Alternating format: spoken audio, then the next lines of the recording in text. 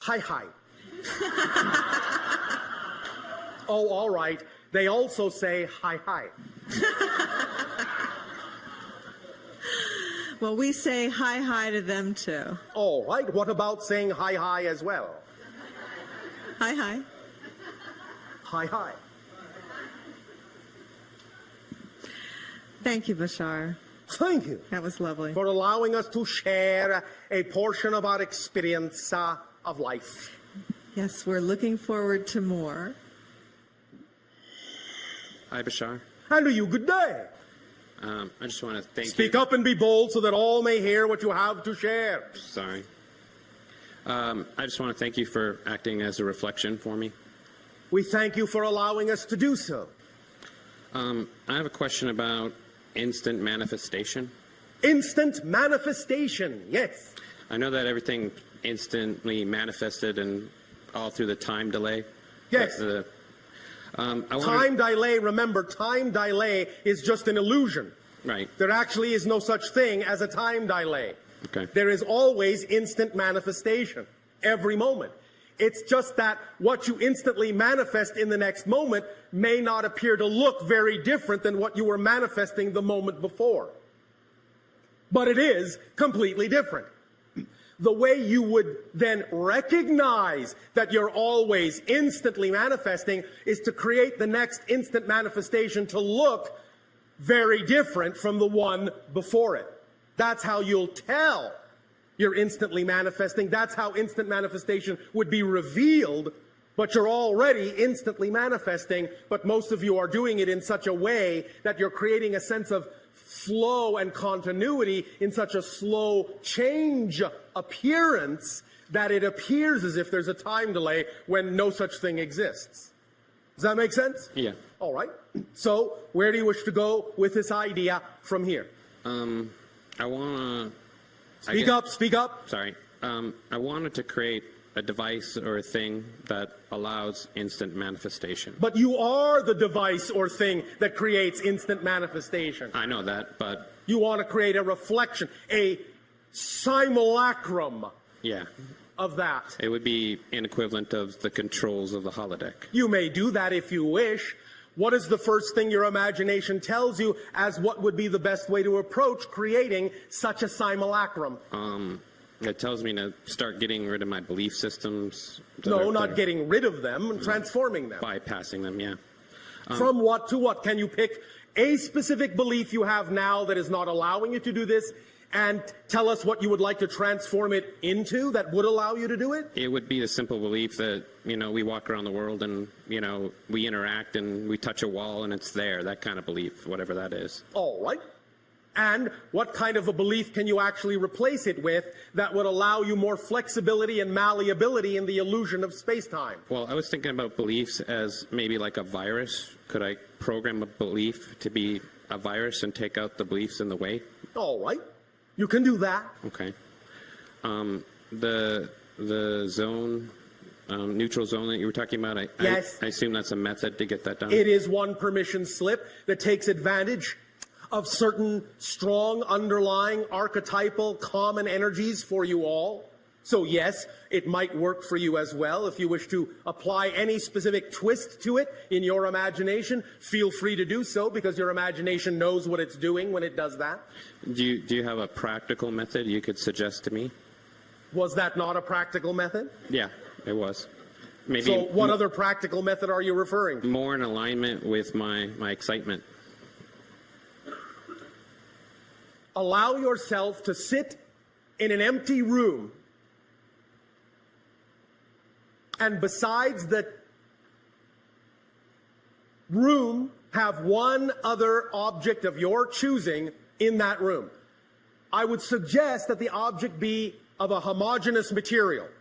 You understand? Not many mixed materials. Okay. One homogeneous thing. As you sit in the absolutely empty room with that homogeneous thing, allow yourself to view it in relatively low light, whatever color seems peaceful to you. Have the light behind you so you can't see it.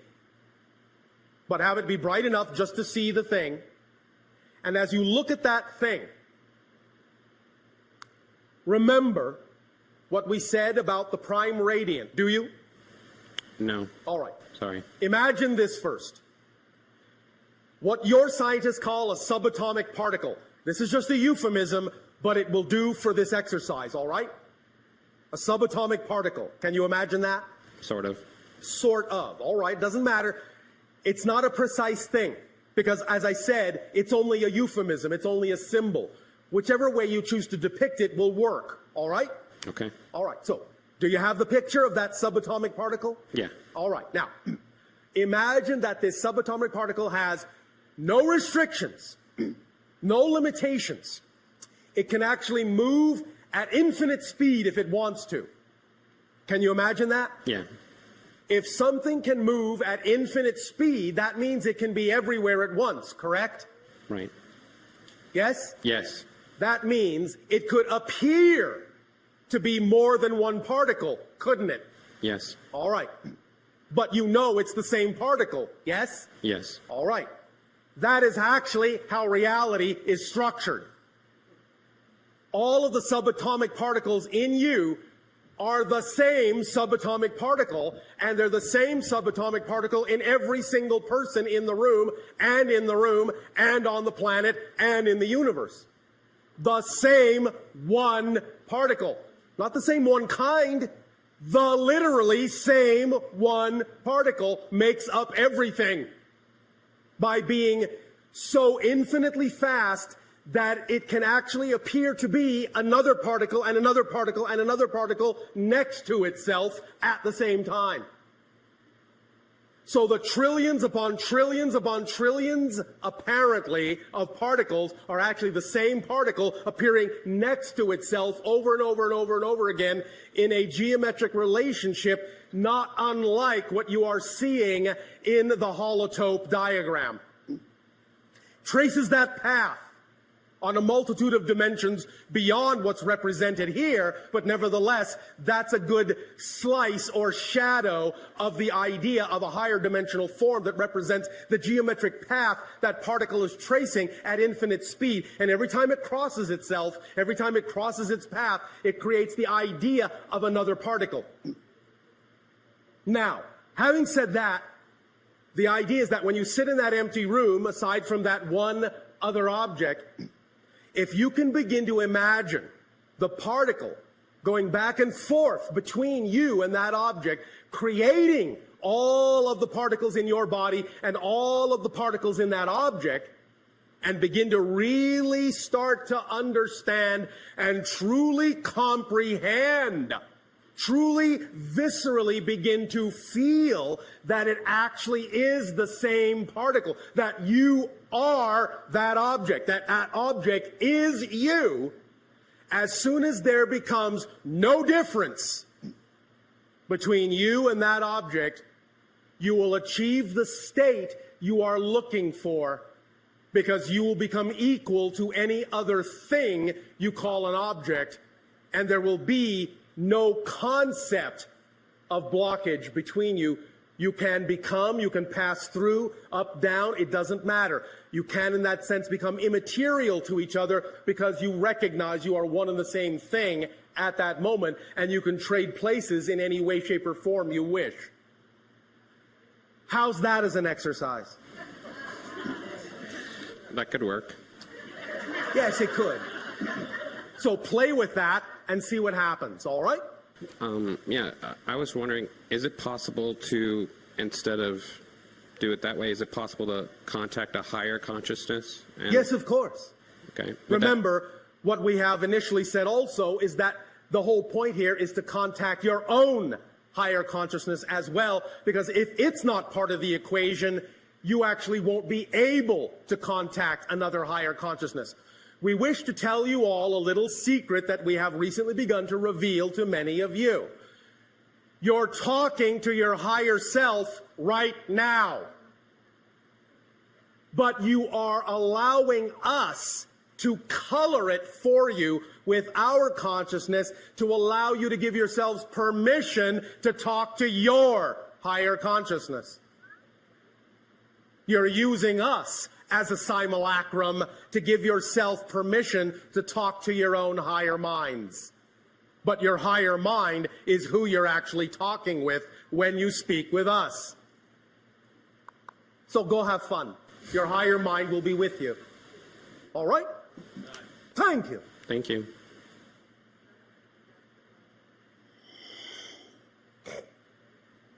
Good afternoon, everyone. Andrew, you good day. Thank you. We have this kind of idea in our civilization. It's about utopia. It's when everything is perfect and we were trying to build it. And how it's like your civilization doesn't look like... Our civilization operates on what you would call perfect synchronicity. Everyone is where they need to be, when they need to be there, interacting with perfectly who they need to interact with at exactly the right place and the right time. No one tries to do anything. Everything just happens automatically, like an automatic choreography.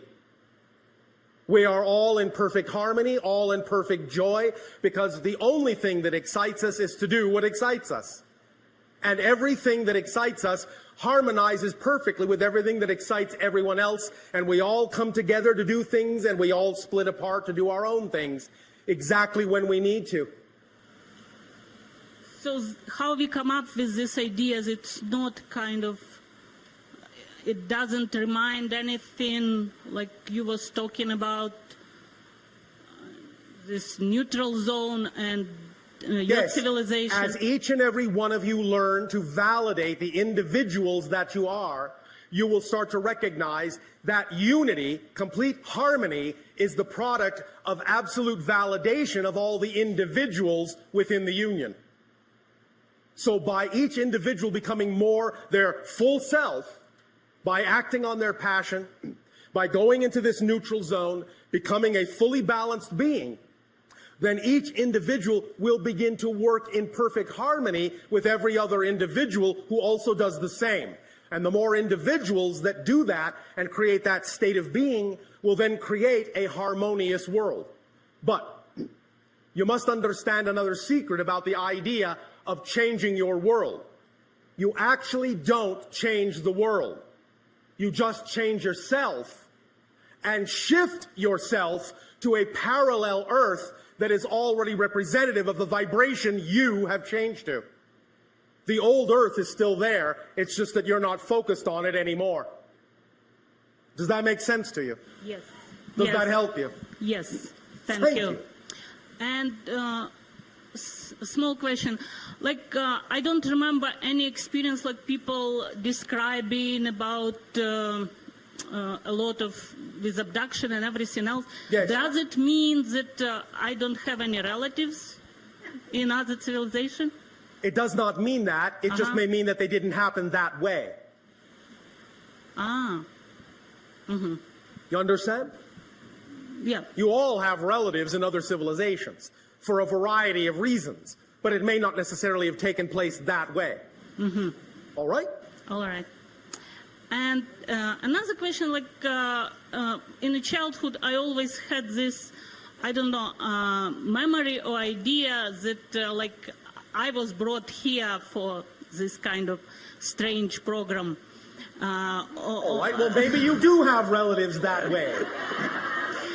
Yeah, it's kind of like, I thought maybe it's how you, yeah. If there is any need for you to remember many of these experiences and interactions, then as your life unfolds by following your passion, you will automatically remember.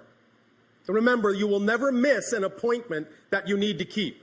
The only way to miss an appointment that you have arranged is by worrying that you will miss the appointment. That's the only way to miss the appointment. Otherwise, if you don't worry that you'll miss the appointment, you cannot miss the appointment. So you will remember everything you need to remember. You will keep every appointment you need to keep by just following your passion. It's an automatically organizing principle. So if there's anything about this you need to remember, it will come to you in whatever way serves you best. All right? Thank you. Thank you. Pleasant dreams. Thank you.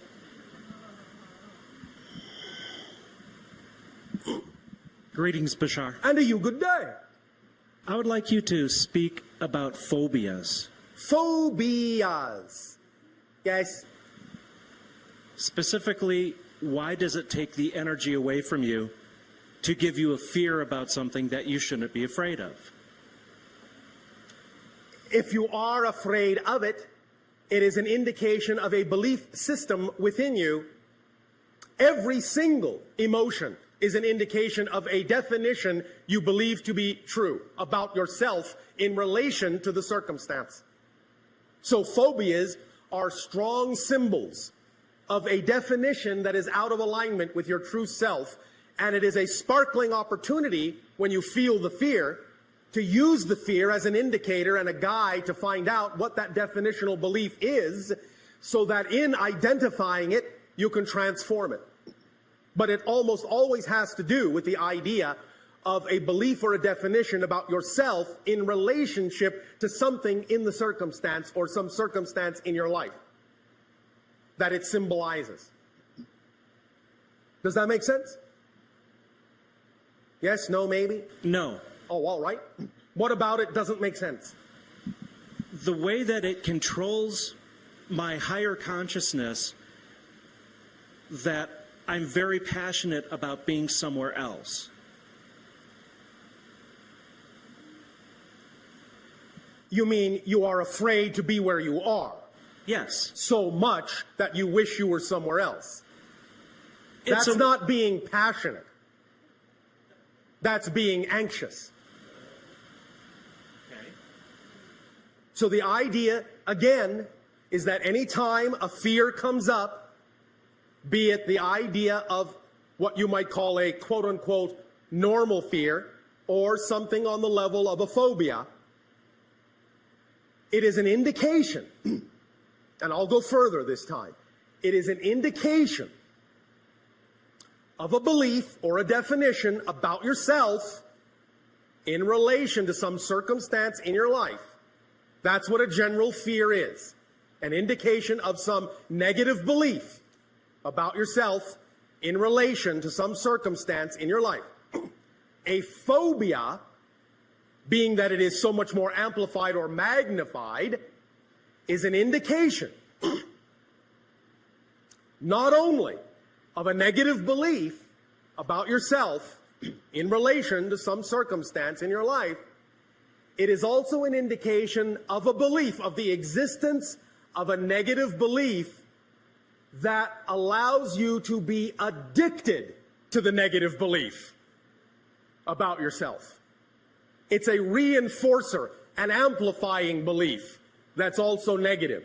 That's why it's a phobia. That's why it is so highly amplified. Does that make sense? Yes. So, nevertheless, still an opportunity to ask the ultimate question in any and all of such circumstances when they crop up.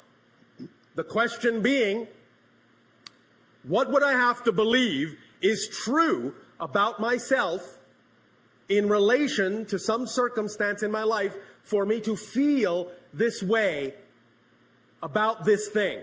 What does this symbolize to me in my life? When you start asking those kinds of questions in a meditative, quiet state, once you have neutralized the idea, you will start getting answers about what belief system the phobia represents. So the first step is when you feel the fear, all right, be somewhere else, back away, neutralize it, don't put meaning into it, remove the negative meaning. It's just a situation. It's a neutral prop. It's nothing. It means nothing at all. Now then ask the question, what would I have to believe is true in order to have this fear, to have this feeling about some circumstance in my life that this thing represents? When you do that from a neutrally balanced place of meditation and you're quiet and listen for an answer, you will start to hear your higher mind answer you about what the negative belief actually is. You'll start to get a feeling. You'll start to get a picture. You'll start to hear something, or you'll just get a knowingness. Something will just pop into your head, or you'll feel inspired about something. You will get some information. But that's the question. What do I have to believe is true about myself in order to feel the way I do? That's the fundamental question. Make sense? Yes. Does that help you? Yes. Anything Thank else? you. No. Thank you. Thank you. Thank you. I'd also like to talk to the teleconference attendees for just a moment and let them know that if we do have a dropout of our signal, to stay online because we will reconnect you. So thank you all for joining us. Would you like to ask a question? Okay, go ahead and sit here. Hi, Bashar. And you good day. It's wonderful to be with you again still. It is always a joy for us to interact with each and every one of you. Thanks. I was hoping that you could answer to identify for us what the chemtrails are that have been happening around the planet and whether this... We will not talk about chemtrails. Okay. That data is no longer available from this terminal. Okay. Otherwise, can you tell us anything of the the man-made genetically manipulated virus, the H1N1 swine flu that apparently is man-made? That data is no longer available from this terminal. And then otherwise... Are you noticing a pattern? Yes. And, well, third one, and I hope it's not the same response, but the question of the apparently impending compulsory vaccination that is planned for everyone to have. That data is no longer available through this terminal. Okay. Do you know why? No. These are all negatively oriented, fear-inducing based belief systems. Okay. In this particular time now of our interactions with all of you, we simply cannot expend frequencies and energies in those domains.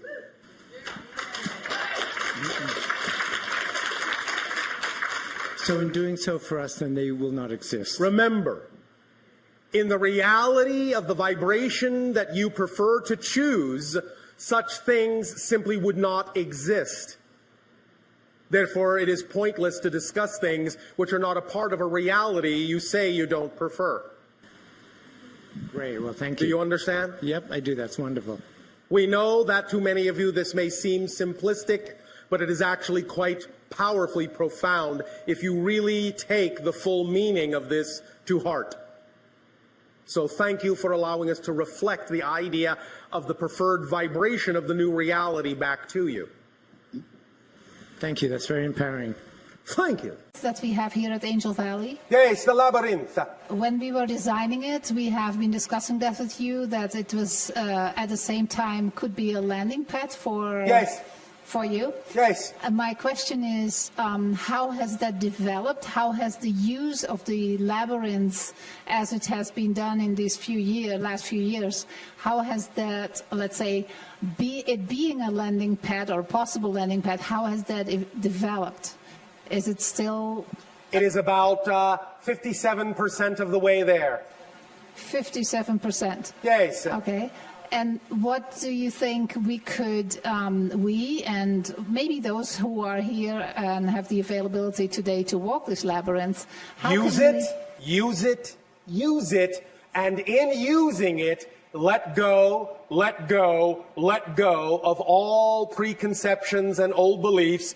Let go, let go, let go of your typical orientation. Let go, let go, let go of ideas and definitions that do not serve. Let go, let go, let go of who you think you ought to be, and just be who you are. That's fantastic. Thank you.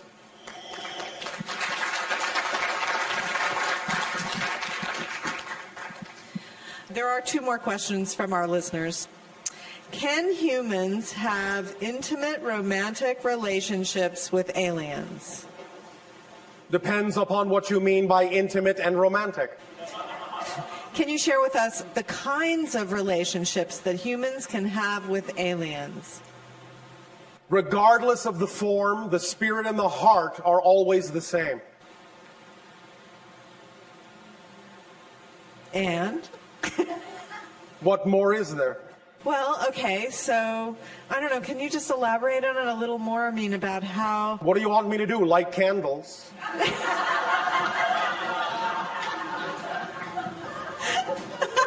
Well, if it had helped bring some light to the subject.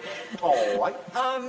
Well, let's see. Well, for example, I guess in a way, humans have hybrid children. So Yes. those are parent-child relationships Yes. between humans and aliens, Yes. right?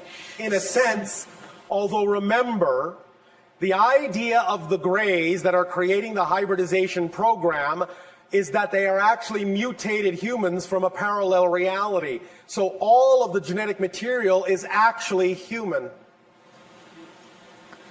Okay, so is there a way that, I guess a lot of people who have hybrid children are really interested in linking in with their children or feeling that relationship a little more strongly? Yes. Do you have suggestions or ways that they can attune themselves to that vibration? Yes.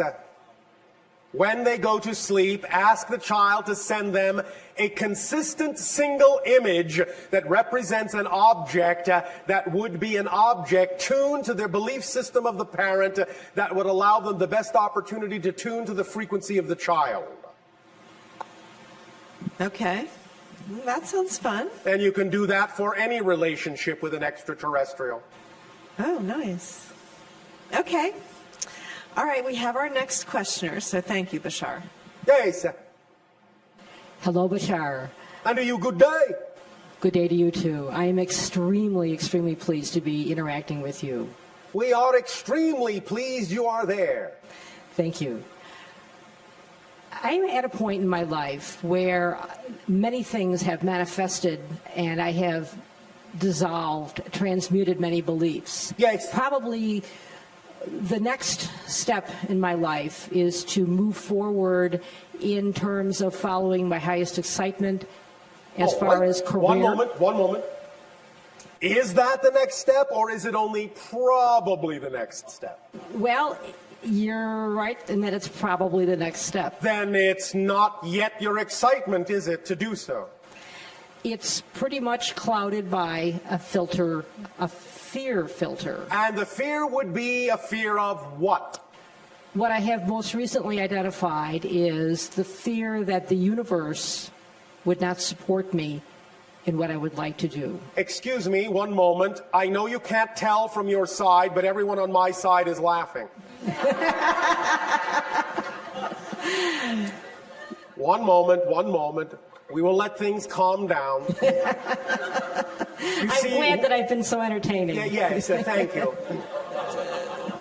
You're all better than motion pictures, of course, for us. I know it's a ludicrous belief. It is not that it is ludicrous as a belief, as much as it actually is impossible. That's what I'm coming to accept the realization of. You can have the experience of not being supported by creation. That's real as an experience. But you cannot actually not be supported by creation. If you were suddenly not supported by creation, you wouldn't exist enough to ask the question. Yes, I You understand? Yes, I do. So the very fact you have the ability to ask the question, am I being supported? I don't think so, means you are being supported. Yes. So, the idea is that the universe and creation always supports you in everything, including in the belief you are not supported. That's how supported you are. Yes. You're even allowed to believe you're not supported. But by definition, if you weren't really supported, you wouldn't exist. So that ends that conversation. I'm glad. So the question is not, will the universe support me? Of course it will. The question is, what are you asking the universe to support you in? It will support you in whatever you tell it to support you in, as it always does, because it can't do anything but do that. If the universe, if creation stopped supporting you for the tiniest fraction of a moment, the entirety of creation would collapse because it would have stopped supporting itself. Thank you. Does that make sense? Yes, it does. So, What would you prefer creation to support you in instead of what you have been insisting that it support you in that you don't prefer? In knowing myself, understanding what that means, understanding how I'm an aspect of all that is, and being able to teach this. Well, in what way would you see yourself doing that? In what way would be an exciting methodology for you to express what you say it would excite you to express?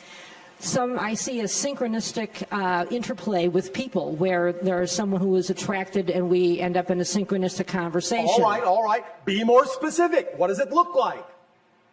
Describe an actual physical encounter in which this occurs. Don't leave out any details. You know how we love detail. I guess I'm in the hot seat, so I'm going to have to think of this. So you are not allowing your imagination full reign. Yes, I understand. These are things I've not practiced. One moment. Or 5. Remember, when you allow your imagination more free reign and you come up with an image of something that is truly representative in your mind's eye of what symbolizes to you your ideal preferred reality, remember, don't insist that the image your mind came up with is the way it must appear. Yes. Here's the paradox. Your physical mind, we're going back to this, is only capable of imagining so much. It cannot know how something is actually going to happen. Sometimes the image your mind conjures up, given to you by your higher mind, may be the best way for that to happen in your life, and it may come true, as you say, in almost exactly the way you imagined it. But that can be misleading, because that gets your physical mind, with its habit-forming habit, to think that it always has to be exactly what you conjure up, or it's not working. But here, again, is the secret. That's only a symbol. It's only for the purpose of generating the energy, the state of being of what you prefer. Just because you created a way in which it looks doesn't mean it actually has to look that way to give you what you want. So if you use that vision, you use that image, you use that symbol, as a representation of what you prefer, but don't insist it has to look that way, then you allow your higher mind to actually bring it to you in a way that actually could be better than you imagine. Because what to the physical mind may seem to be the highest possible way it could manifest, to the higher mind is the lowest way it could manifest. What to you is the ceiling, to the higher mind is the floor. So just use it as a guide, as a template, as a symbol to generate the feeling that it would give you if it manifested the way you imagine. But let your higher mind surprise you with ways in which it could manifest that are actually even better than your physical mind is capable of imagining. Does that sound like fun? Yes, it does. Does that help you open up to your excitement a little bit more? Yes, it's giving me the desire to want to play with imagination. All right. Do you believe that if you give over and play with your imagination and actually act on your excitement, that you will be capable of being supported in your life? Yes, because I have much evidence of other aspects of my life that have been supported. And if that, then why not that? Because I think I've had some very deep-seated beliefs that have told me otherwise. All right, and do you have them now? Hesitation means yes, a bit. But that's all right. All we're saying is that if you act to the best of your ability when you can, on your highest excitement, then the process that will come up will be the process necessary to bring those other beliefs to your attention and get you to integrate them. Yes. That's also what excitement does. That's why we say it's not only the driving engine of your life, it's the organizing principle. It will bring you whatever else you need to look at within yourself that requires integration within your consciousness. Yes. So it's a perfect, self-contained, self-accelerated, self-expanding mechanism. Yes, I understand. Does that help you? Yes, it helps immensely. Thank you. May I ask one more question? That was a question. Yeah. I have a lot of synchronicity with numbers, multiple numbers. Many of you do. Many of you do. Many of you set that up for yourselves as a check to make sure your synchronicity is working. Aha. So in a sense, it tells you, yes, yes, yes, it's working. Yes, stop checking. Yes, all right. Yes, okay. Yes, it's working. That's what I tell myself when I see these numbers. So there's my reality. Yes, because it's easy. It's easy in most of your belief systems to manipulate synchronicity with respect to numbers. So you do it to show yourself, oh yes, I've got a handle on that. So it shows you over and over and over and over and over and over and over and over and over and over and over and over and over and over again. Yes, you are a master of synchronicity. Look how easy it is. Now apply it to something you care about. You follow? I'm following. Hopefully, eventually, I'll get the ding on the head. You will, and when you do, your number will be up. Thank you, Bashar. My immense love to you.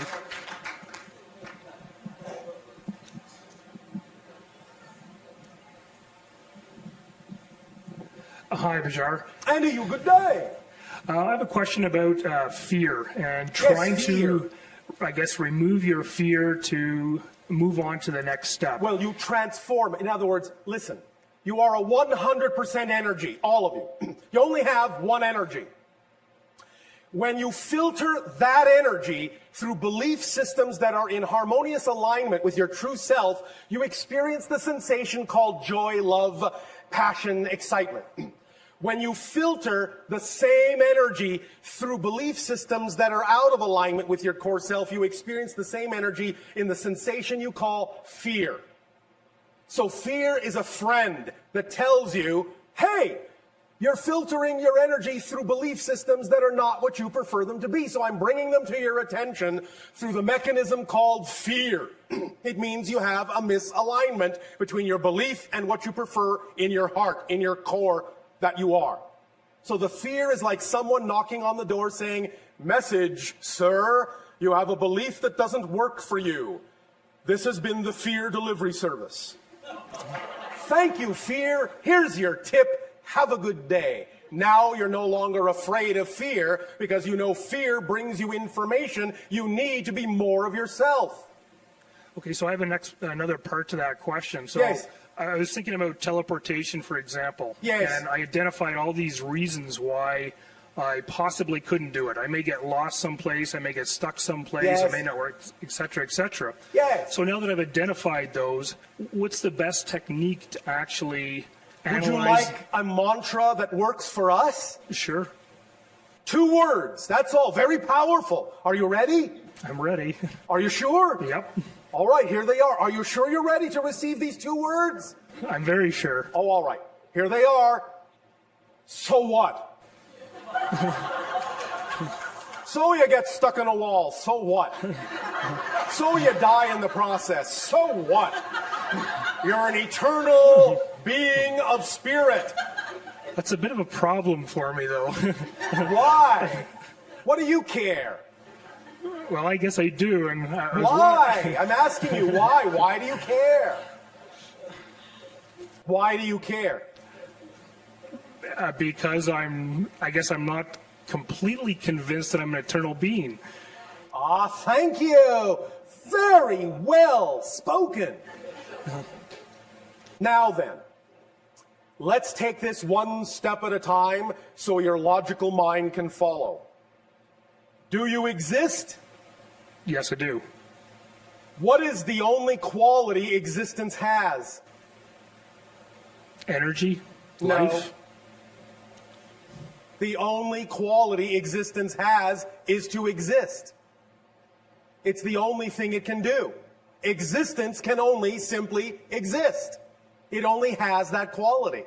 That's all it is. It's purely that quality, existence. It can't become anything other than existence. So if you exist, you can't become non-existent. It can't happen. You can change form, but you cannot become that which does not exist. Non-existence is already full of all the things that will never exist. There's no room in non-existence for the things that do exist. You follow? I follow, yeah. But I guess still my logical mind is still the barrier that I have to get through. Do you exist? I do. Then how can you stop existing? I can't. Well, then, it's not your logical mind that's having a problem.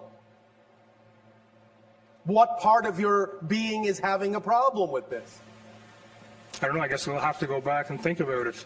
No, thinking about it won't help. Because your logical mind gets the point. So what's thinking about it going to do? I think you have to have an experience.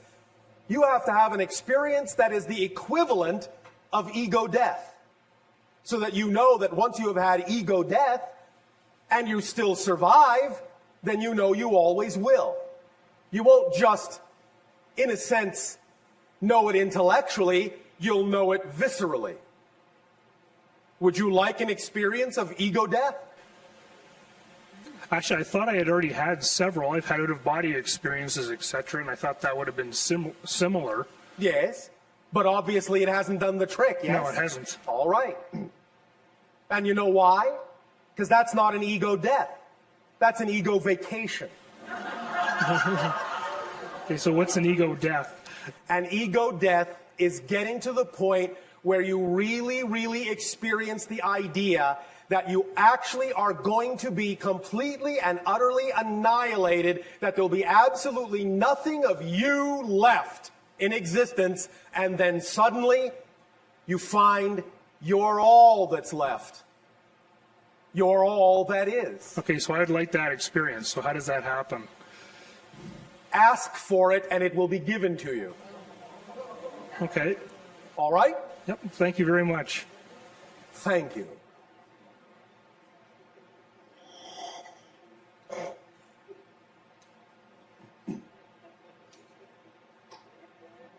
Hello, Bashar. How do you? Good day. I am writing a book about working in the quantum field. Oh, all right. Congratulations. Is that exciting? Yes, very exciting. Oh, thank you. I wondered if you would perhaps share some insights and guidance in this area, and I would also like to ask if it is possible to provide a download or an adjustment to my consciousness to help me with this task. Have you heard us speak about the idea of teleportation in the sense of relocation through vibratory locational variables? Yes. Is that something that you can get more inspired about within the context of the work that you are doing? Yes. Then that's the direction to go in. Teleportation. The idea of understanding that an object does not exist within a location, that a location is a variable that is part of the frequency signature of an object, and that when you change the location signature variable, you will automatically change the location of the object. Yes. So explore that further, and you will open up a whole new understanding in the quantum field. Non-locality? Repeat. Non-locality. Non-locality. Yes. Thank you. Thank you. Does that help you? Yes, and what about what about a download or adjustment to my consciousness, the second part of my question? When you are in a state that is a channeling state, when you are working on the book, when you are getting out of your way and not overanalyzing it, in that moment, if you just open up, it will come. More and more, more and more, more and more.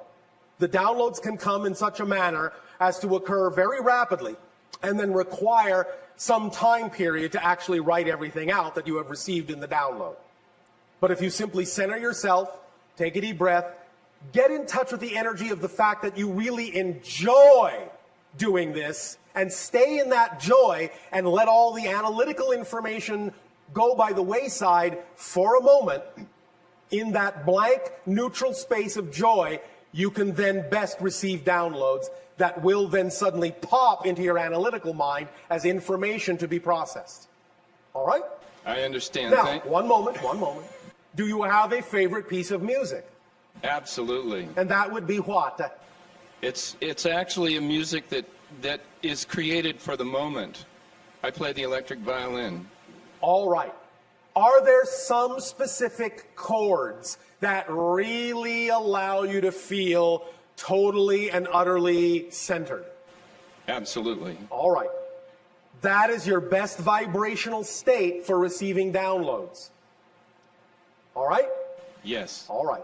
Thank Have you. fun. Have Thank you fun. very much. Thank you.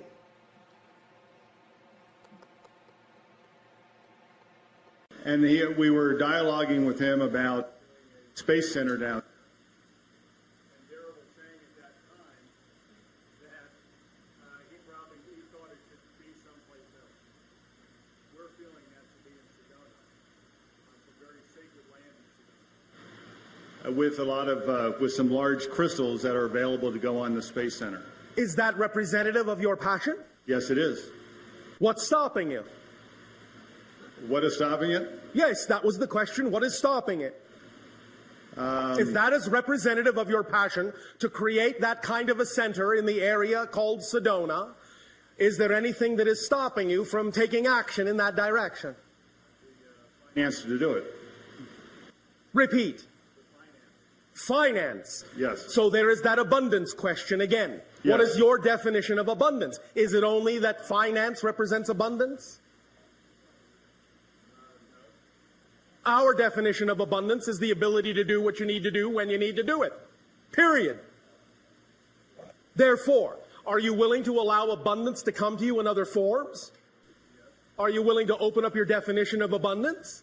Yes. Do you believe that you can actually do it? I do, yes. All right. Then there's nothing stopping you from attracting what you need. And if what you need will be money, it will be attracted to you. And if what you need is something else, that will be attracted to you. Do you believe that? Yes. Are you sure? Yes, I am. All right. Then there's nothing stopping you, yes? All you need to do is take whatever actions you are already capable of taking on anything at any given moment that excites you the most. Whether it appears connected to your specific dream or not is not the issue, correct? Correct. Excitement is the key. Excitement is the thread that's connected to all other excitement. So it doesn't have to come in a form that looks like it's connected to the specific thing you may be excited about at that moment.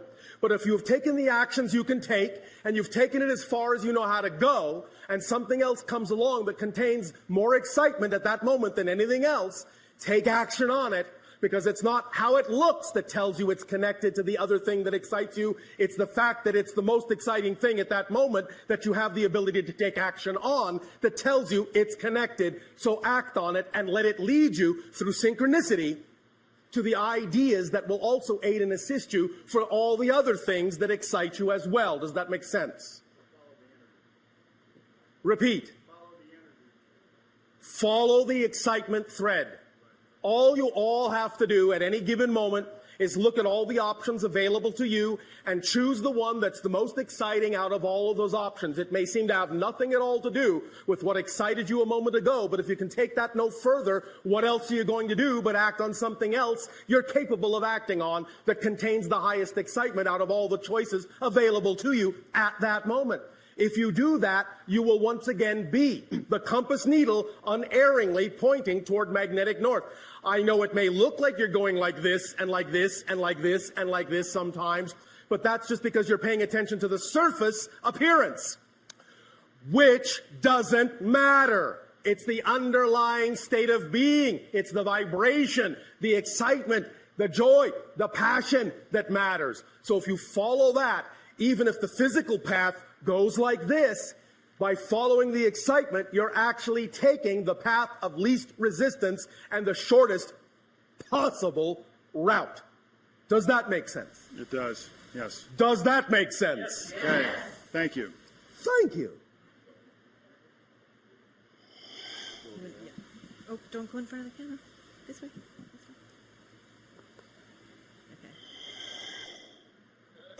Good day, Bashar. How's it going? And to you, good day. It is going very well, thank you. How is it going with you? It's going great. Oh, all right. Yeah. I just really want to know what your thoughts are on binaural beats and technology, involved with audio for meditation. Yes, sir. And what are your thoughts on that for the future? Our understanding is always what is created between the two. The idea of the third reality created between two other things that you may be perceiving on one level, always look for the third reality that is created by the two. That's where the true power, the true balance, the true effect lies in the other two. Does that make sense? Kind of. I don't know if I really. Is there some other specific way you wish to discuss this concept? No, I'm really not sure if that's a good way of going about it. If what is a good way? Meditating with binaural beats. If it's better to just do it without any audio and just try to. You are talking about permission slips again. Right. Remember, permission slips is simply the idea of any tool, any technique, any ritual you deem works best for you because you're attracted to it for the reason that it is specifically aligned with your internal belief systems, and that's why you're attracted to it, in order to give yourself permission to be more of who you are. So it doesn't matter what the technique, tool, or ritual is, as long as you feel, you believe it's the one that attracts you the most and feels like it's the one that works best for you. That's your permission slip. Right. Does that make sense? Totally. So approach it however you wish. If you're always choosing the one that you feel at that moment is the most attractive, it will be the correct one for you to do at that moment. Make sense? Yes. Does that help? A lot. Thank you. Thank you.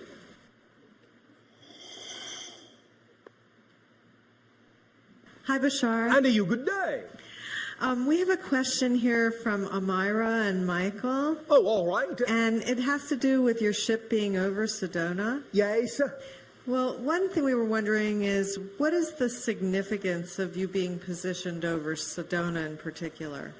You all already know that it is a very strong gateway and energy vortex that taps into a multitude of dimensions. Yes? Yes. Therefore, it is, in that sense, like we have just described in the brain, a neutral zone that allows us better handling, a better facilitation of the energy of a multitude of dimensions in one spot. Make sense?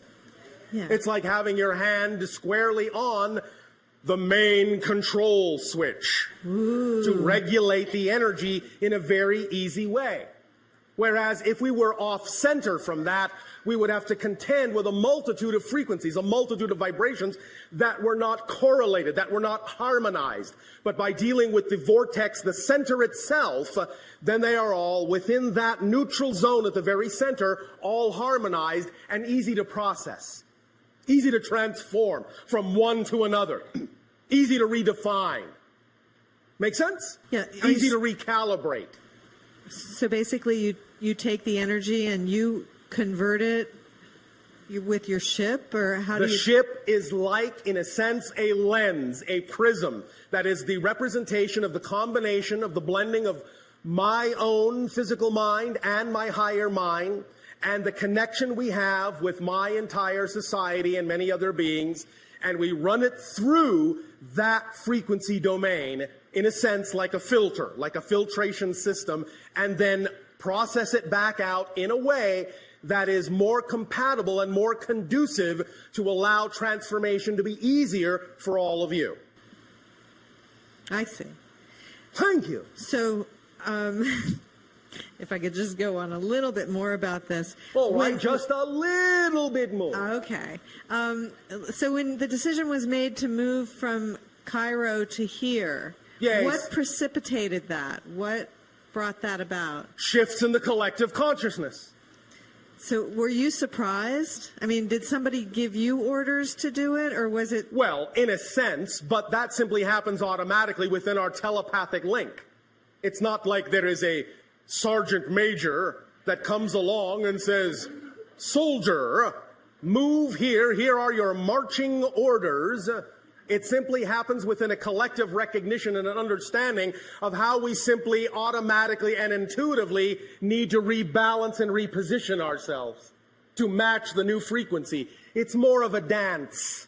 I see. And than something quite so military. So are there others positioned around the planet of the Sasani society? Because I know at one point there was you talk to us about where There others are were- others of my society positioned around your planet. There are many from many different societies positioned at different points around your planet, forming, in a sense, a grid. Okay, and I bet one day you'll tell us where they are, huh? I bet one day I will. Thank you, Bashar. You're welcome. Hello, Bashar. And to you, good day. You always answer all my concerns in your monologue, and I get to the point where I'm speechless. Well, thank you for your synchronicity.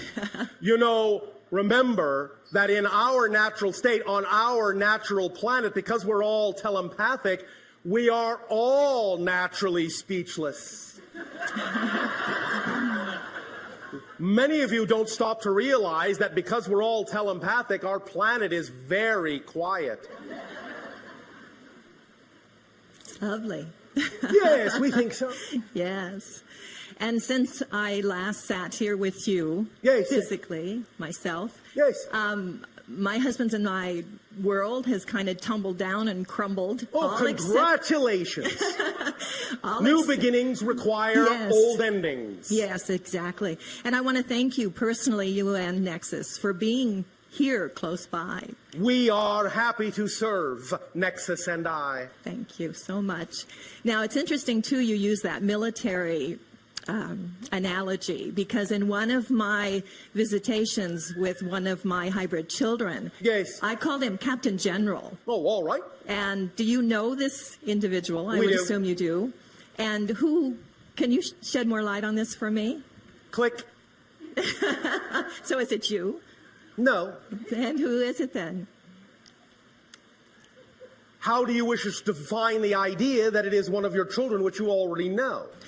Well, it is more comforting to me being an earth person and not being a physical earth mother. I don't have earth children myself. Yes. In what way do you need a representation of this hybrid child to allow you better relationship with him?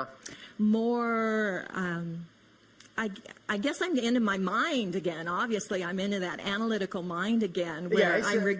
my mind is requiring something tangent. You mean tangible? Tangible, yes, thank you. You already have something tangent. Which is what, me? Which is missing the point. Yes, I did, totally. The tangent between them and me. So, you want something more tangible? Please. All right. Where are you going to be on Mother's Day? On Mother's Day next year. Yes. Well, if you want to say Mother's Day 5 years from now, that's all right, too. But yes, Mother's Day next year will do. Where would Mother's Day 2010. 2010, I would love to be on a beautiful sandy beach with the ocean waves lapping at the shore. Where on your planet does that specifically take you? Well, I immediately think of Riviera Maya, which is south of Cancun. And that is where you would prefer to be of all the places on your planet that are represented by that kind of an environment that is representative of your highest passion to be there? Yes. Are you sure? No. Because there's so many places. I mean, I'd love to be in Greece. I'd love to be right south of now, France. at this moment Yes, of sir. this conversation, maybe it will be different on Mother's Day in 2010. The point being, yes, if you will be at whatever that place is on Mother's Day 2010, you will get your tangible connection. I see. All Thank right. you. Thank you. Thank you. Yes, sir. May I also interject this? I haven't personally spoken a lot about my relationship with the creation of the hybrid children before. All right. And I'm doing it more and more now, and I'm finding so many people have so much fear involved with this. And when you first shed light on this again for me many, many years ago, yes, you said that I knew I could take it, and that's why I volunteered for the program. And, yes. It is my hope, it's my passion to project this in a way that is not fearful to others, because there's a lot of other people out there that Well, go right ahead. Oh, thank you. Project it in a non-fearful way. Yeah. Project it in a joyful way, in an understanding way. Remind them that these decisions are made from a level of higher mind, of spirit. Remind them that when it was made from that level, they knew what they were doing. Remind them that they knew that the agenda they were participating in would have a beautiful, loving, and beneficial outcome. Remind them that they chose it out of love. Yes. And then, if they are willing to go into that vibration, they can then perceive that that is the case, because what? Remember what? You cannot perceive what you are not the vibration of. So if they wish to perceive the idea of the positive side of the agenda instead of the fearful idea or the fearful definition, they must first come from a positive vibration, or they will be unable to perceive that side of it. Do you understand? I do. Does that help you? It does. It does. Oh, all right. And I just want to send my love to you and all of the children. And already received and already returned. Great. Thank you. Thank you so much. Bashar, yes, one of our listeners wanted to know how people were chosen to be part of the hybridization program. Certain traits in genetic family lines. So can you share any of that with us, like specifically Yes. what they were looking for? The idea would be that those genetic traits that existed in certain family lines that would enhance, that would naturally, evolutionarily enhance health, telepathy, mental cognition, those kinds of things. You understand? Yes. So that's why it has people from all different levels of life involved in the program. Yes. Very interesting. Thank you. Yes. Hello, Bashar. And you, good day. Hello. I was wondering, how do you view ascension happening? Ascension is happening right now before your very eyes. Remember, your vibrations, those that are allowing themselves to become more of themselves every day, are ascending. It doesn't necessarily mean it will happen in the blink of an eye. Ascension doesn't necessarily mean one day to the next, one moment to the next, although in a sense it does, and I will explain that in a moment. But you are all ascending if you are becoming more holistic on a regular basis. If you are, in that sense, pursuing and allowing yourself to become more aware of your true spiritual nature and blending, integrating, harmonizing those aspects of yourself within your total being. You are ascending. It's simply raising your frequency. Remember, you are much more ascended today than your species was hundreds of years ago. And if there was a being that you were able to bring from the past, from 300 years ago into your present, someone who used to live 300 years ago, and brought them into your present day, when they saw you, you would look like you were glowing with light to their eyes because your frequency is so much higher than theirs. It's just that you're all used to it, so you don't see it. It's a natural frequency for you now, so you don't know how much more ascended you are now than you used to be energetically. You will continue to raise that vibration. When you get to a certain level of ascension, a certain frequency level, you will be able to perceive more refined energies as well and begin to see things more as energy as well.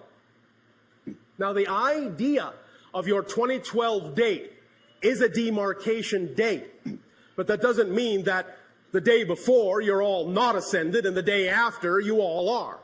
The idea is that it is a tipping of the scales. The 2012 date, December 21st, 2012 date, is a recognition that before that date, the majority of the energy on your planet was negative. After that date, the majority, by a little bit, will be positive for the first time in millennia. Then it can start to accelerate and snowball faster and faster and faster and faster. And all of that is part of the process of ascension. Does that make sense? Yes, thank you. Does that answer your question? Yes. Thank you for rising to the occasion.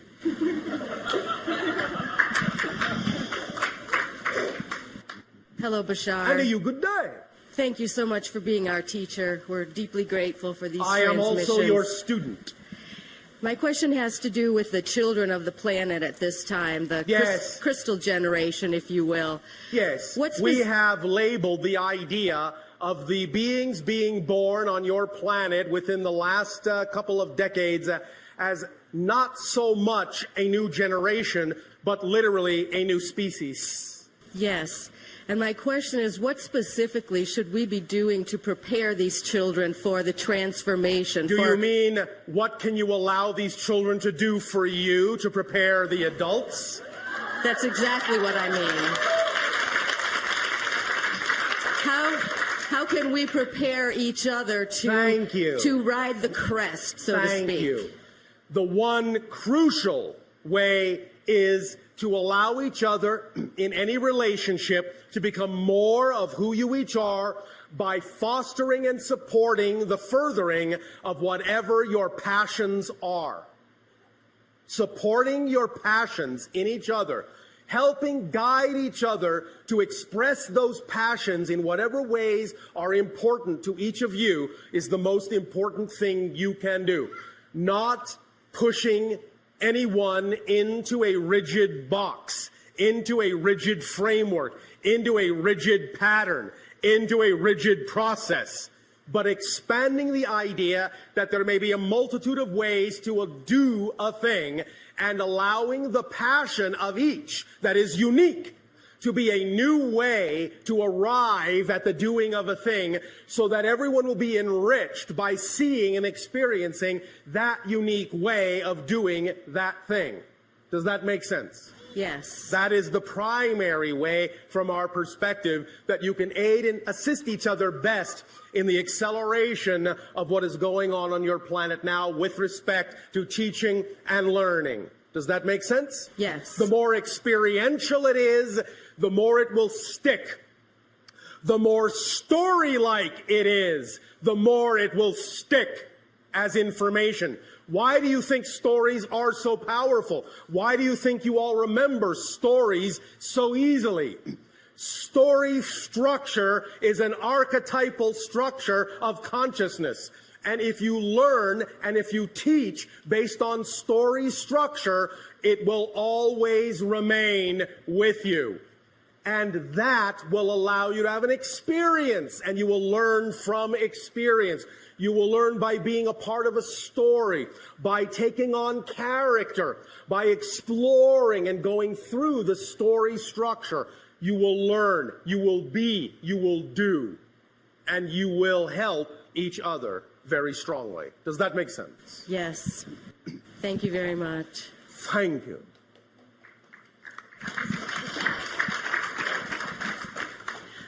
Bashar, along those lines, another question came in about the idea of, could you share with us maybe a story from your society about a child and how you taught that child in your society? Thank you. We will. Because of the nature of what we do in terms of interacting with societies such as yours, to begin the process of contact between our respective societies, most of the children that I interact with are those that are also interested in doing similar things.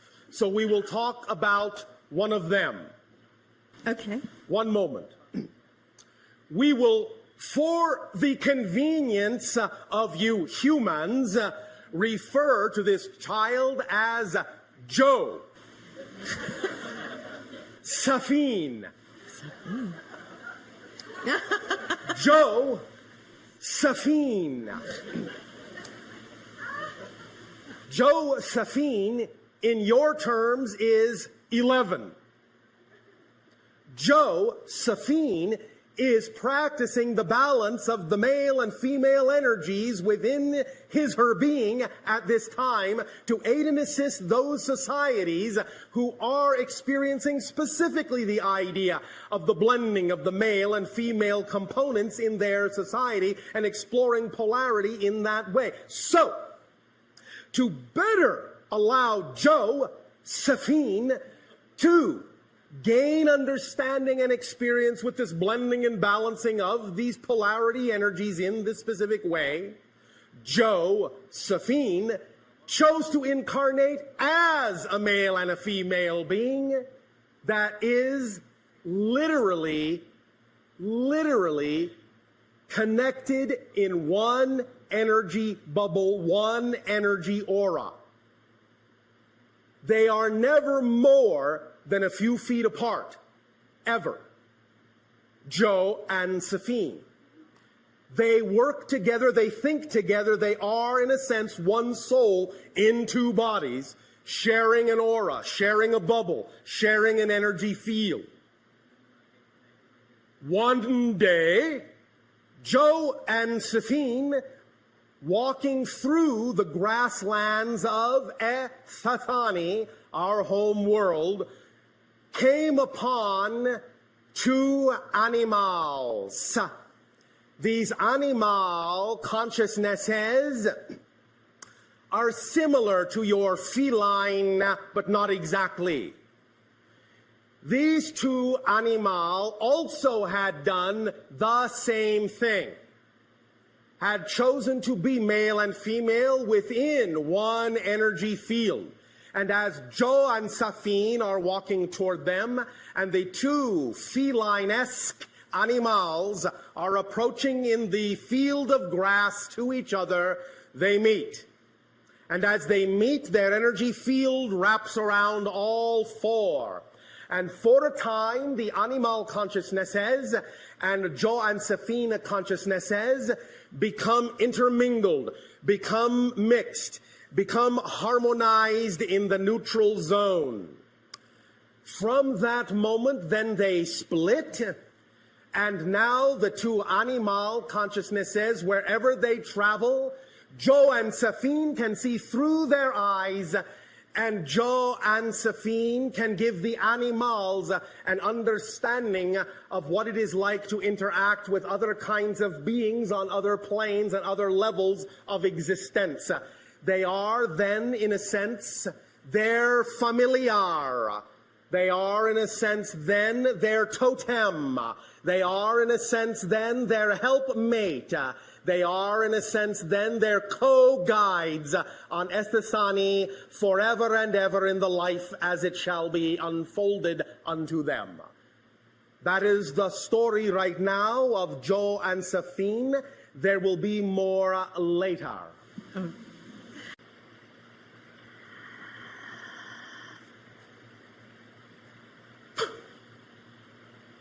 Well, I'll say good day to you this day of your time. How are you all? All right. First of all, we will thank each and every one of you individually and all of you together collectively for the co-creation of this interaction. Each and every time you allow our civilization to interact with you in this way, it creates for us a new gift, a new link, a new bridge to create with you a third reality in which we can interact more and more every day, bringing us closer together towards the idea of eventual contact. So we thank you for the gift that you are giving us in allowing us to experience through you that many more facets of the multidimensional crystal of all that is. We would like to begin this transmission, this day of your time, in the following way. We have labeled this transmission ship to ship. The idea now is that whereas heretofore our craft, our specific craft, had been over the area on your planet that you refer to as Cairo, now it has for some time been positioned over your present area on your planet that you call Sedona. We are approximately at this moment, in your terms of counting, 2,979 miles above your head. The idea of positioning our ship in this way at this time and for what you would call the foreseeable future is for the purpose of aiding and assisting in the balancing of energy on your planet for some of the transitions and transformations that are going to be going on as your consciousness begins to shift in frequency at this time. As you begin to explore new ideas of awareness, new ideas of consciousness, you will encounter certain things within your psychological makeup, within your personality construct, that will require the idea of the examination of personal beliefs and will require the idea of the transformation of definitions within you. As you allow yourself to go through these processes of transformation, changing the definitions that you have been taught for many thousands of years to new definitions of how to perceive your reality, it may cause fluctuations in energy, and it may cause the idea of outer reflections in your world, in your physical reality of those fluctuations in energy. So we will aid and assist each and every one of you to create a kind of a buffer, a kind of a balance in energy, with many ships positioned at many places around your planet that are considered vortices, balance points, energy gates, doorways, whatever you wish to call them. We don't care. But the idea is that by positioning many ships in these places and by focusing our consciousness in this way into specific areas that are representative of certain energies and certain frequencies, we can aid and assist you in this process by providing a kind of energy buffer, a kind of entrainment, a kind of a frequency that will help guide you more and more in every day and every way toward your fuller selves, toward your higher selves, and will provide you some degree of guidance to not fear going through these processes of examining your old beliefs and transforming your old definitions. We can guarantee you one thing for sure. As you go through these processes of spiritual exploration, you will always, always, always only discover more of who you are. In that context, there is nothing to fear. You may experience fear on the journey as you come in contact with old beliefs that are out of alignment with your true self. It may, in that sense, allow you to experience doubt. It may, in that sense, allow you to experience concepts of lack of self-worth and all the things that you may have been taught as children on your planet. But as you allow yourself to go through these experiences, as you examine these old beliefs that no longer serve you, and as you are willing to transform your definitions of life into something that you prefer, into something that is more in alignment with your true inner core self, then you may rely upon the fact that you are always being aided, not only by us, but by your own guides and many other spirits on different levels of reality. You are always being guided, always being assisted with a buffering energy of unconditional love that acts as an environment, an atmosphere in which you can allow yourselves to feel buoyed up, girled up if you wish, and be supported in total from the total family of spirit that you are also a part of. We have heard many individuals on your planet talk about the idea of incarnating on Earth as if you were in some kind of lower class, some kind of kindergarten. I tell you, this is far from the truth.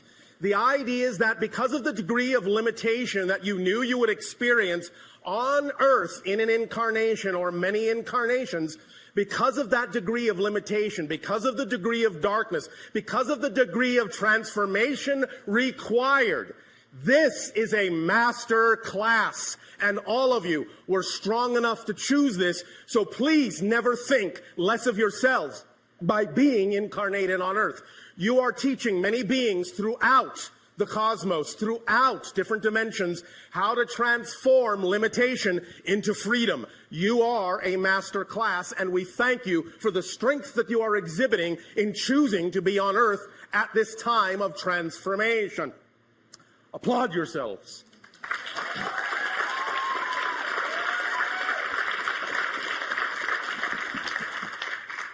Now then, in the idea of forming this more whole being that you all are, as we have recently talked about, it is an issue specifically of allowing there to be a balance between your physical mind and your higher mind in a very specific kind of way.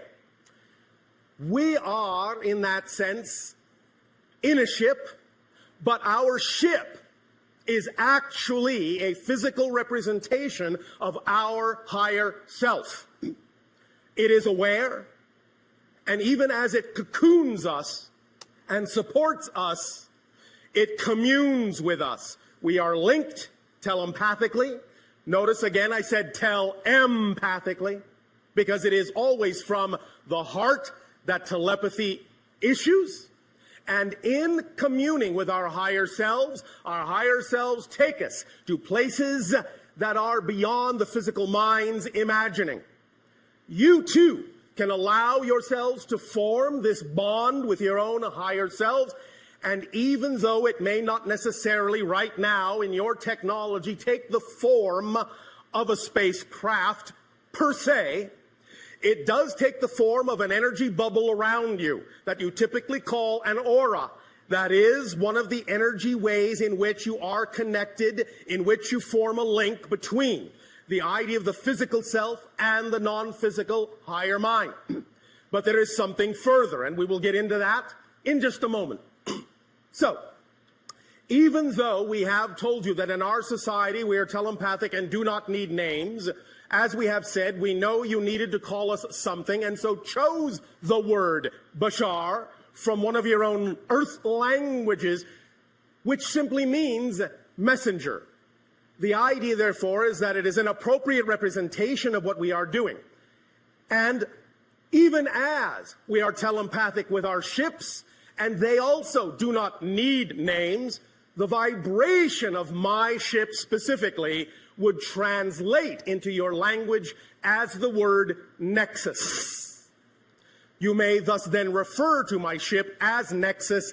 It will accept it, in a sense, as a recognizable name. Each and every one of you in this endeavor, in a sense, will be creating your own ship, your own SS relationship with yourselves. The idea of creating this relationship with your own higher mind will allow you to function in physical reality as whole people. You see, for thousands of years, many of you have forgotten that the idea is not to allow your physical mind to run everything. It is not designed to do that. It never was. That's why sometimes it gets so stressed, is because it has been given the burden on its shoulders, its poor little shoulders, of trying to run everything, trying to make everything work. It burns out that way very quickly. But when you allow yourself to work in harmony, in a harmonious relationship between the physical mind and the higher mind, then you're actually functioning as the whole person you were designed to function as.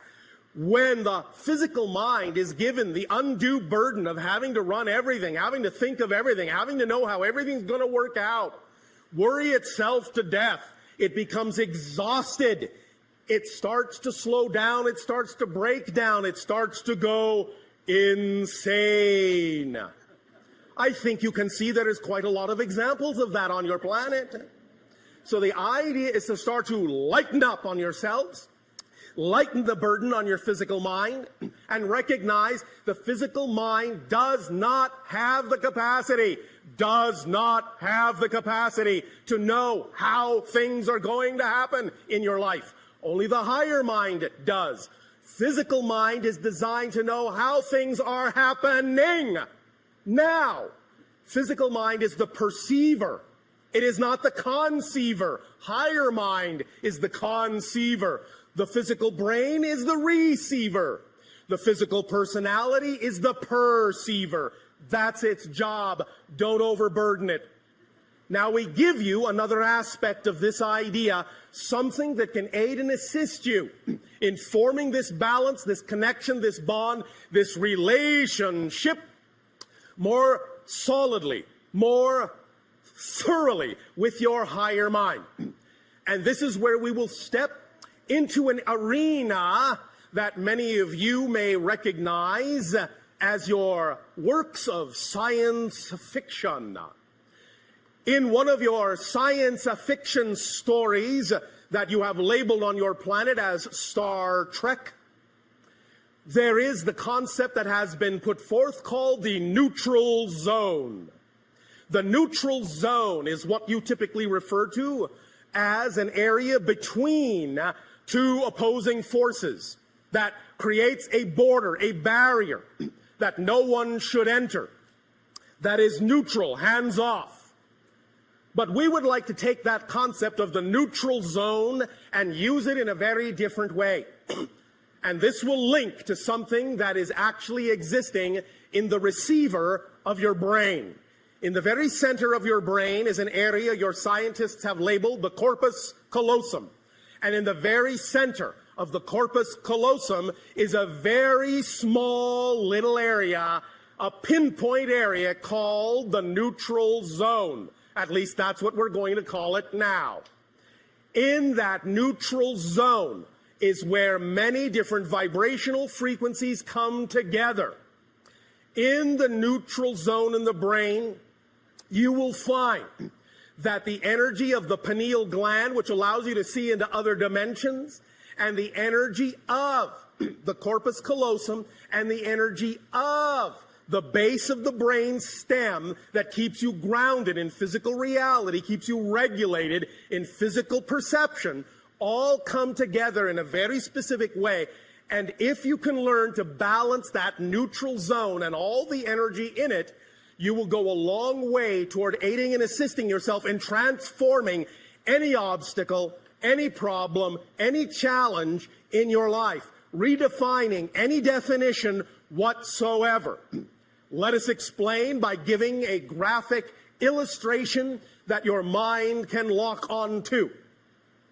Imagine for a moment, if you will, a circle.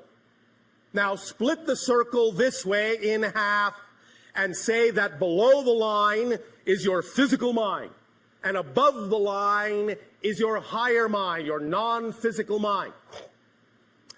The line in the center, the barrier between the two is not the neutral zone.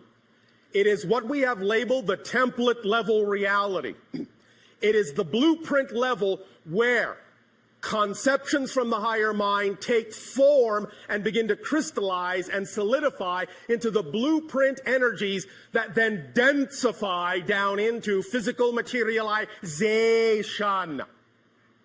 And it is the template level where your ideas, your physical thoughts, your energies, your emotions rise up in frequency, go into the template level reality, and work with the higher mind to form the blueprint of the kind of life you would prefer, to lay out the foundations of certain events that you might like to happen, certain things you would like to attract into your life.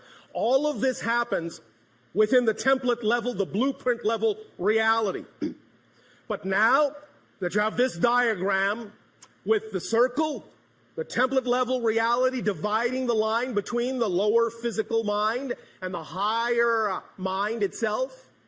And by higher and lower, I only mean vibrationally. This is not a judgment call of lesser or better than. In the very center now, interrupting the template level reality, create another small circle. That is the neutral zone. And the neutral zone is where the energy of the physical mind from below, the higher mind from above, and the template level all meet and all start to become one and the same vibration. They all start to diffuse in this little circle. This little circle, the neutral zone, neutralizes everything. It's like a cosmic or spiritual washing machine. It's as if you threw bleach onto all your beliefs, all your ideas. It takes all of the smudges out. It tangles everything up, makes everything the same energy so that you can reconfigure and reconform any idea you want in any way you want.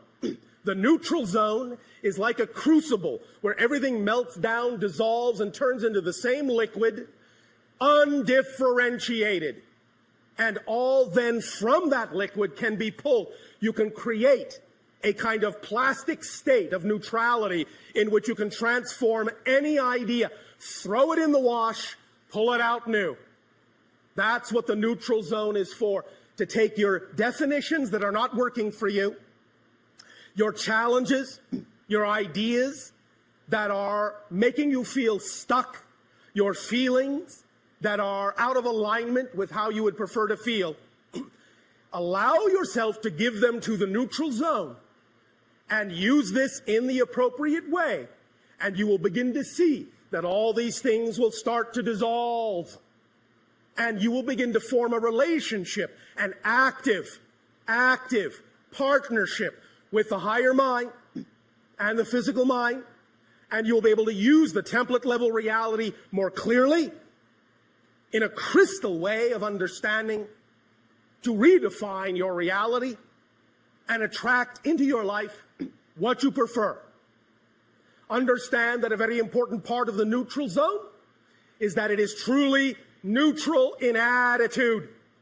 There is no expectation in the neutral zone for what must happen or what must be or what your goals are or what you think they should be. Everything you throw in there will come into a neutral place where it truly can be reassessed and reconfigured without expectation. Let it come back out. Let it flow back out into the physical world, into the higher mind, in the way that is best representative of what will serve you and allow you to become your true natural self, which is an unconditional vibration of love and support. Does this make some sense to you?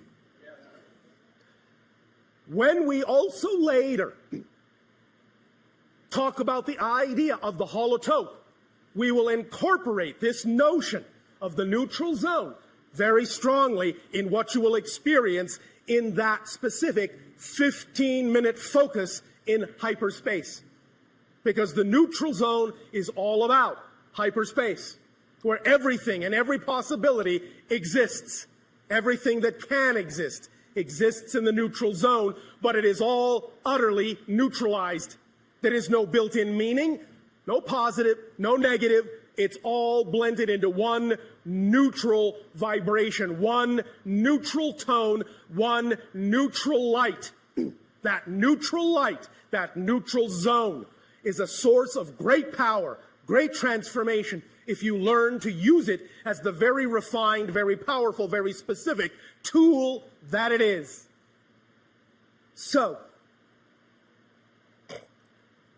keep that in mind and understand that even now, just hearing us talk about this idea of the neutral zone will begin to change the frequency within your brain, begin to rewire your thinking, and begin to allow you more capability of more access to that neutral zone. Because every single thought, and even your own scientists are beginning to understand this now as true, every single thought, and I mean every single thought, without exception, actually rewires, changes the direction of the neurological pathways of your brain. Every single thought. When you learn to rewire the pathways of your brain neurologically in a very specific way and aim those pathways at the neutral zone in the center of your brain, great explosive things can happen in your life. Don't be afraid. It will be all right. The idea of things beginning to happen quickly, of things coming unglued, unstuck, things changing very rapidly is all right. It will never go faster than you're ready to handle, never go faster than you're ready to process, because otherwise, what would be the point? The idea is that it will take the pace that actually is representative of what you're capable of processing. So if it seems to go faster than you think you can go, recognize that that is just a physical mind belief system, and you can neutralize it and let yourself accelerate. You will be able to do it in a very smooth, transformational way. Now, we once again will wish to thank each and every one of you for the co-creation of this interaction and allowing us to talk about the idea that as you form stronger relationships with yourself, you will form stronger relationships with us and with every being in creation. And many things will become clear that were not clear before. Remember, you cannot perceive what you are not the vibration of. So being in the state of being that you prefer to be in first is of paramount importance before you will be capable of attracting the reflection of that vibration. That's why circumstances don't matter. That's why only state of being does. Allow yourselves to remember that you are simply consciousness vibrating at a certain frequency. That is your unique signature vibration. Whatever that collective vibration within you is, will determine utterly how you experience the idea of your reality.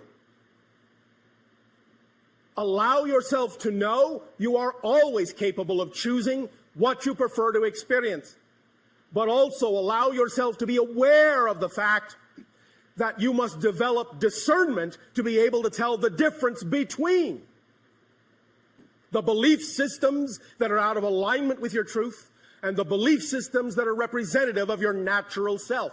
And that process of learning that difference is what the entire relationship is all about, and why, for the most part, thematically, you have all chosen to incarnate on Earth in this day and age of transformation. The experience itself of transforming limitation to freedom, darkness to light, is what it's all about on your planet at this time. And once again, I remind you of the fact that this is a master class. Do not think less of yourselves. Do not think you are far behind. Remember, with what we have called the rubber band analogy, the farther back you pull your rubber band into the darkness, the faster and farther it will fly into the light when you finally let it go. So you are on the verge, on the edge of great acceleration. Your entire reality is coming unglued. Space and time becoming more malleable, more flexible. Let it go. Let it happen in its own natural way. You no longer need to be concerned about time, but what you do need to focus on and allow into your lives more is simply timing. Knowing that everything occurs in perfect timing if you stay in the vibration of your preferred natural self. And what is the vibration of your preferred natural self? That which represents your highest passion, your highest joy, your highest excitement, your highest love. That is your translation of the unconditional vibration of creation. Acting on your passion to the best of your ability is being the compass needle that points unerringly to magnetic north. Be that vibration and allow your life to unfold. Physical mind does not need to make your life happen. It does not have the capacity to make it happen. It doesn't even have the capacity to know how it's going to happen. Do not force it to do a job it was not designed to do, or it will break down quickly, especially now, because when things accelerate, the more resistance there is to your natural self, the more painful it will be. Even a little bit of resistance can actually cause a lot of pain, because you will create the experience of disconnection. So clean all the old beliefs out that do not serve you. You do not need to hold on to them. Reinstate or create with your imagination, which is the conduit of communication to the higher mind, your imagination, create new beliefs that are the beliefs you prefer. And allow yourself to know they are as equally valid as any belief you've ever had, and that creation will support them as equally valid as any belief you've ever had. Change your definitions. Change them in ways that serve you. Know that you are always abundant. Know that you are always trusting. The question is, what are you abundant in? What are you trusting in? You don't have to learn to be trusting. You don't have to learn to be abundant. You're all perfectly abundant. You're all perfectly trusting right now. But what are you trusting in? Do you trust more in lack? The idea is to understand and change where the trust is, where the abundance is, so it can be represented by something that is more in alignment with what you prefer it to be, with who you know you are. Does that make sense? Does that feel like your passion? I can't hear you. That's passion. Remember, as we have recently talked about, we all know you have many different ways of doing things. You call many different techniques, many different rituals, many different permission slips. Everything is a permission slip. And one of the strong permission slips you have created for yourself recently, many of you call the secret, the law of attraction. But forget not that there is a secret to the secret. And that is, you have to not only be passionate, you have to be passionate about being passionate. So that every aspect of your life is filled with that, no matter what it is that happens. Neutralize all the negativity, imbue it with the energy of passion, and it will reflect back to you unerringly what it is that you prefer. Always. It's in your hands. You are in charge. It's your life. No one can do it for you. Not even us. Not even creation. In return for the gift that you are giving to us now in this exchange, we ask, in what way may we continue to be of service to you through dialogue? You may begin your questions if you wish.